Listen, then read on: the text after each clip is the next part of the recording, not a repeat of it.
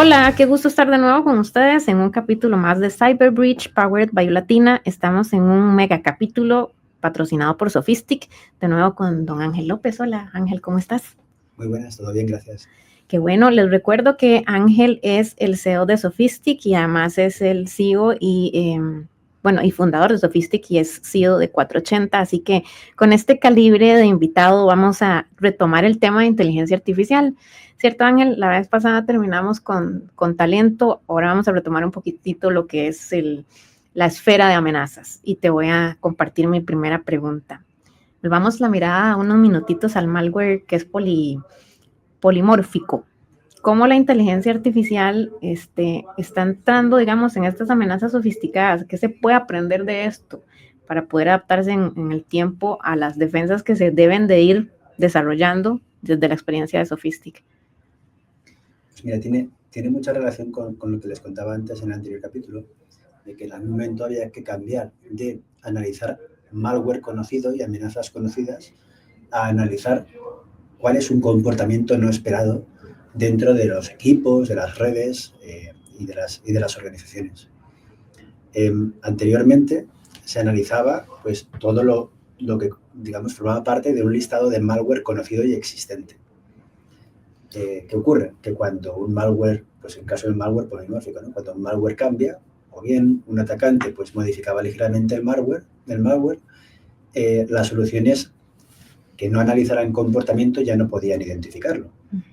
Entonces, por eso nosotros en 2017 cambiamos el approach, digamos, la forma de analizar este malware a analizar comportamiento. Entonces ya nos da igual si es conocido o no es conocido. Si el malware tiene un comportamiento extraño o anómalo, pues ya es cuando pasamos a bloquearlo. Esto por el lado de la defensa. Por el lado de los adversarios, lo que la IA está favoreciendo o impulsando es que ellos también tienen herramientas para generar malwares más eficaces, ¿no? Que pueden saltarse las medidas de seguridad que hemos implantado en las organizaciones. Entonces, pues tenemos que monitorizar continuamente qué están haciendo los adversarios para crear nuevos malwares que puedan, pues desde ser polimórficos y cambiar de forma para ir saltándose las medidas de seguridad que tiene una organización hasta encontrar nuevos mecanismos de explotación de las vulnerabilidades que puedan identificar, ¿no? Incluso mencionamos en el anterior capítulo de Zero Days, ¿no? De vulnerabilidades de día cero que hasta ahora no eran conocidas y que ahora se identifican y a los 5 minutos ya tenemos la forma de explotarlas. Ok, sí, entonces se ha mejorado también mucho la rapidez en la forma en la que se analiza. Sin embargo, determino, por lo que nos cuentas, que hay una barrera común desde los dos bandos y es la eficiencia, o sea, ahí se converge también en la operatividad de cada bando. Sí, pero te tengo que contar que suelen ir más rápido los adversarios que los que nos dedicamos a la parte defensiva. Al final, ten en cuenta que no dejan de ser organizaciones criminales, pero organizaciones que tienen muchísimos recursos, más que nosotros, más que los que estamos defendiendo las infraestructuras de nuestros clientes. Y estas organizaciones, pues es que tienen su departamento de I+D, igual que tienen el de recursos humanos, el departamento financiero, etcétera, y están continuamente desarrollando cosas nuevas. Y lo que estés viendo, las novedades que estás viendo en inteligencia artificial, ellos probablemente las han aplicado antes que nosotros. Por eso los que nos dedicamos al lado defensivo tenemos que estar continuamente aprendiendo, investigando y tratando de ser lo más rápidos posible para estar a la altura, ¿no? Hoy en día ya te puedo comentar que pienso que en general en el mundo la mayoría de empresas que se dedican a la defensa no están llegando a la velocidad que llegan los atacantes. Y esto supone una necesidad de ir mitigando esto. ¿Qué se puede ir haciendo para ir mitigando esto?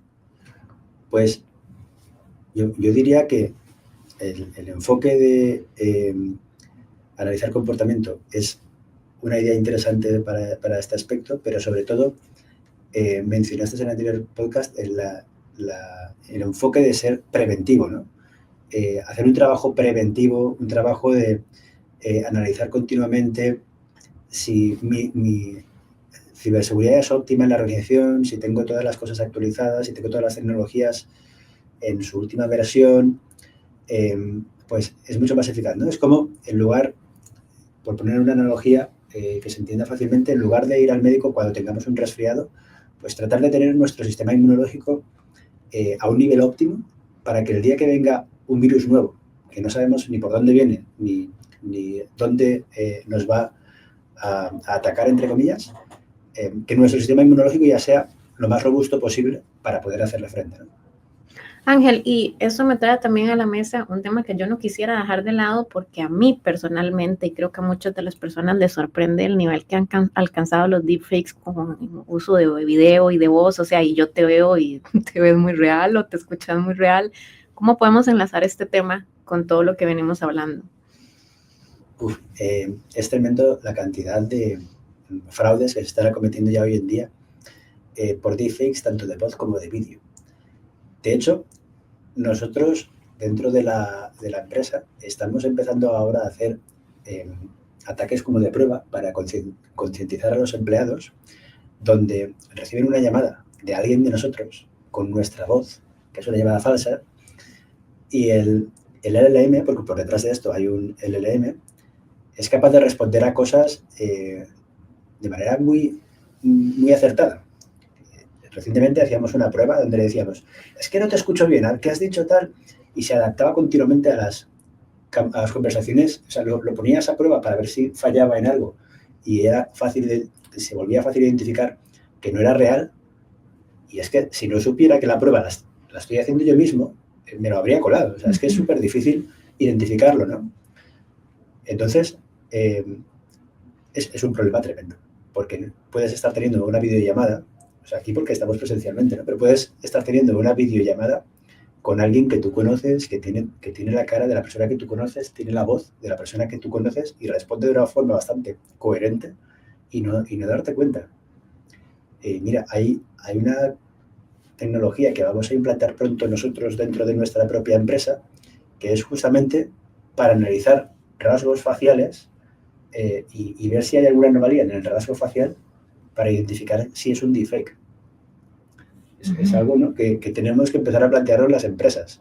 Mecanismos para identificar si quien está al otro lado, de voz incluso, porque de voz parece que la gente está más concienciada, ¿no? Dice, sí, alguien puede estar falseando la voz. No sé, yo creo que al menos en nuestra empresa la gente está más concienciada. Pero de vídeo, si tú ves una videoconferencia de una persona que tú conoces, o sea, seguro que te la clavan. Entonces, ya mecanismos para identificar que ese vídeo es real y no es un deepfake en una videollamada empiezan a ser interesantes. Y me encantaría que me hablaras un poco más de esto, pero orientado, por ejemplo, a la especialización de sectores, porque las videollamadas y las llamadas comunes son una estrategia de fidelización y mantenimiento de clientes. Y yo te digo, banca usualmente te da toda una trazabilidad por una llamada o un chat y sí te pone un montón de cosas para mantener la seguridad en sí. Por ejemplo, telemedicina es algo que va a empezar a crecer un montón. Todavía estamos como lentos, por lo menos acá, pero creo que va a crecer un montón más. Y también comunicación, o sea, los medios de comunicación van a ser un flanco para mandarte un video de Ángel diciendo una cosa que no es. Entonces, ¿cómo podemos irlo segmentando? Que me cuentes cuál es la visión tuya por esas tres áreas, por lo menos. O sea, ¿te refieres para cómo mitigar que alguien Sí, ¿qué podemos prever que viene y qué deberíamos ir haciendo tanto en banca, en área de comunicación y en salud? ¿Verdad? Porque todos los registros médicos, por ejemplo, es oro para un ciberatacante y tal vez la gente no tiene la conciencia de todo lo que vale un registro médico. Así es. Sí, de hecho son datos que usualmente la mayoría de regulaciones protegen con un nivel alto de seguridad. Del lado de quien está emitiendo ese vídeo, esa llamada, etcétera, yo creo que es implementar con sus usuarios finales varios factores de identificación, ¿no? Que la identificación no solamente sea de veo la cara de mi médico o veo la cara de mi proveedor y ya sé que es él, sino que depende de más de un factor. Y aquí explico un concepto que probablemente hayáis tocado antes. La ciberseguridad tiene tres factores, sobre todo para la identificación de personas. Uno es algo que conoces, que ha sido lo más utilizado en ciberseguridad. Estos son los passwords, por ejemplo, los passwords, el código de tu tarjeta, ¿no? Todo esto es algo que conoces. Luego se implementó el segundo factor, que es algo que tienes, ¿vale? Algo que tienes, pues, si estás haciendo tu transacción con tu computadora en tu banca en línea, sueles utilizar un token que debe de estar en tu celular, al cual ya has tenido algún mecanismo para asociarlo a tu persona, que bueno, pues puede ser eso, el código que va cambiando, cosas así, ¿no? Eso se considera algo que tienes, algo que posees. Aquí también estarían, pues por ejemplo, la tarjeta de crédito física es algo que posees y el PIN que utilizas es algo que sabes, ¿no? Estos son 2 factores. Y el tercer factor es la biometría. La biometría es, pues por ejemplo, la huella dactilar que incorporas en la autenticación con tu celular en lugar del PIN, ¿no? Pues quien emite estas comunicaciones tiene que idear algún mecanismo de sumar 2 de estos factores. El más sencillo, si ya estás visualizando a través de tu computadora a tu proveedor, pues es tener una clave de paso, digamos, algo que las 2 partes saben para al iniciar esa comunicación, si ya es una comunicación donde se va a transaccionar o se va a intercambiar información sensible, pues que tengan una clave que ambos conocen para que esa llamada se sepa que las 2 partes son reales, ¿no? Ese sería un mecanismo.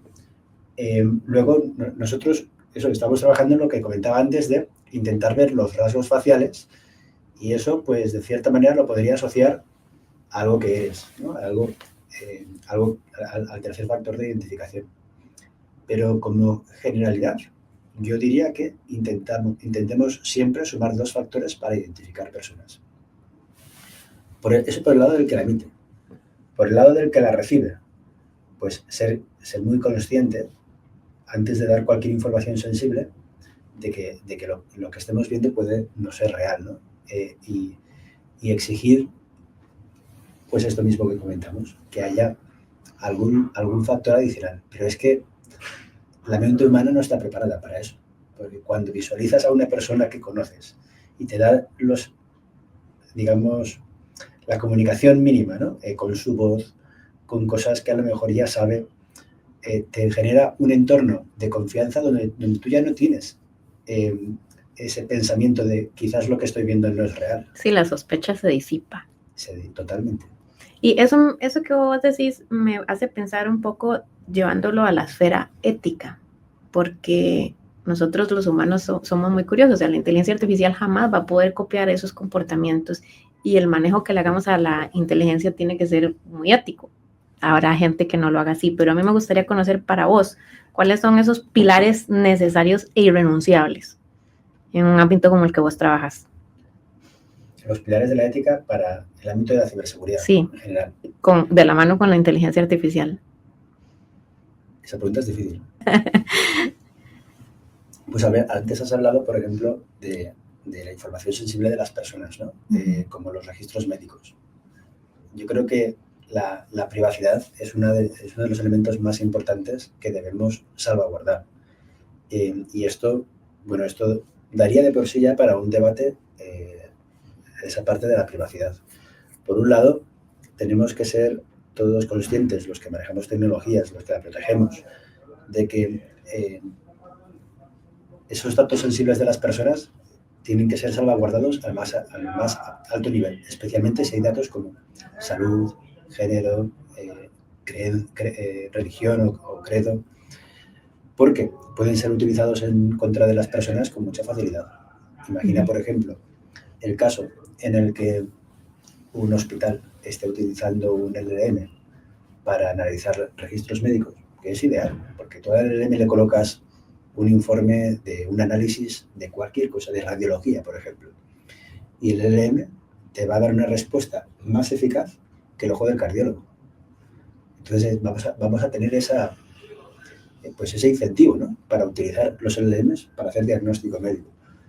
Bueno, pero si no utilizamos un LLM lo suficientemente seguro o que podamos garantizar que los datos de salud de ese paciente no van a salir de un entorno que sea propiedad del hospital, que esté securizado de alguna forma o que cumpla algún estándar de ciberseguridad, esos datos podrían ser utilizados después por una aseguradora para ver si todos esos pacientes donde el LLM ha identificado que potencialmente pueden tener un tumor, pues ya no califican para el seguro. Efectivamente. Entonces, fíjate dónde nos podemos meter en términos de ética, ¿no? Y de derechos de las personas si se vulnera la privacidad en el uso de los LLMs, por ejemplo. Es eso, ¿no? Yo creo que ese sería de los más importantes. Tengo una pregunta así en la punta de la lengua, porque estamos en la época del año en la que calza perfecto. Pues adelante. Adelante. No, sabrás que en esta época del año todo el mundo se pone a vaticinar qué va a suceder, ¿verdad? Es la época de las predicciones. Entonces yo quiero que tomes un poco ese riesgo y me hables mezclado de la experiencia tuya y desde Sophistic. ¿Cómo vislumbras qué va a suceder, no sé, en los próximos 12 a 13 meses en cuanto a la evolución de la inteligencia artificial, ciberseguridad? Pensaba que ibas a decir 12 o 13 años y te iba a decir, ni idea. No. 12 o 13 meses. Pues creo que vamos a ver muchos más casos de uso reales, porque hasta ahora estamos hablando con los LLMs y parece como muy divertido, ¿no? Hablamos, nos responde de manera coherente, le pasamos algún documento y nos lo analiza muy fácilmente, incluso nos redacta algún documento que necesitamos, pero es difícil decirle, ¿sabes qué? Necesito que me hagas la compra online de todo lo que comí la semana pasada y que cuando llegue a casa ya la tenga ahí lista, ¿no? En el portal de mi casa. Eso hoy no lo puedes hacer, ¿no? Y eso a mí me parece que ahí la IA ya empezaría a ser útil de verdad para las personas, ¿no? En ámbitos específicos como la ciberseguridad, es ahora cuando está empezando a hacer estas cosas, ¿no? Nosotros le decimos, mira, este malware que ha entrado por aquí, que hace tal cosa, automatízame la respuesta para que la siguiente vez que entre uno equivalente a este, no me llegue a mí para que lo analice, sino que la respuesta ya sea automáticamente bloquear y ponerle en el firewall la IP correspondiente, etcétera, etcétera, de forma que yo ya no tenga que hacer nada para cuando entre esto, analizar otras cosas nuevas, pero ya no esta, ¿no? Que ya sabemos cuál es. Pues tanto para el ámbito específico como para el propósito general, el uso de las personas, yo creo que en 12 o 13 meses podemos empezar a ver casos de uso donde ya podremos decirles acciones específicas a los LLMs que nos van a facilitar nuestras vidas, ¿no? Yo creo que eso ya está llegando en 12 o 13 meses. Ok, perfecto. Para cerrar este capítulo, te dejo un espacio para un comentario libre que vos querás dejarle al público. Bueno, yo, enlazándolo con lo que comentábamos antes del uso ético de los LLMs y de la inteligencia artificial, donde me he enfocado mucho en la privacidad, creo que es importante que no dejemos de implantar la inteligencia artificial en las organizaciones porque nos volveríamos menos competitivos, pero que lo hagamos desde una perspectiva donde la confidencialidad, la privacidad y la integridad de la información sensible, tanto si es de personas como si es de cualquier otro ámbito equivalente, esté garantizada, ¿no? Si yo monto una inteligencia artificial en un hospital, pues seguramente no sea el hablar con el ChatGPT público que habla todo el mundo, porque he dicho ChatGPT por decir alguno, pero si el LLM en particular está aprendiendo de forma global de lo que dicen todas las personas, pues va a estar aprendiendo esos datos también. Y alguien podría conseguir un prompt que lograra extraer datos específicos que no queremos que extraiga de alguna persona o de alguna información sensible. Entonces, sobre todo, me enfoco en eso, en que cuando implantemos la IA, en función de qué tipo de datos manejamos, si son sensibles, confidenciales, etcétera, lo hagamos en un contexto seguro. Pues quizás para el caso del hospital, un LLM privado en la nube del hospital con sus medidas de seguridad protegiendo la información de sus pacientes, ¿no? Ok. Excelente haberte tenido acá. De verdad que muchísimas gracias a vos y a Sophistic por haber patrocinado este par de episodios. Esperemos nos volvamos a ver en otro tema más interesante todavía. Y hasta aquí llegamos en esta entrega. Muchísimas gracias. Gracias a La Volatina también. Muchas gracias. Este fue nuestro capítulo de hoy. Muchas gracias por acompañarnos en este podcast Cyberbridge. Los esperamos en la próxima entrega. Recuerden que pueden enviarnos sus consultas y sugerencias de temas al correo info@cybersec.cr y también pueden visitar nuestra página para que conozcan más del Cybersec a la web cyberseccluster.org. Nos vemos. Hasta la próxima.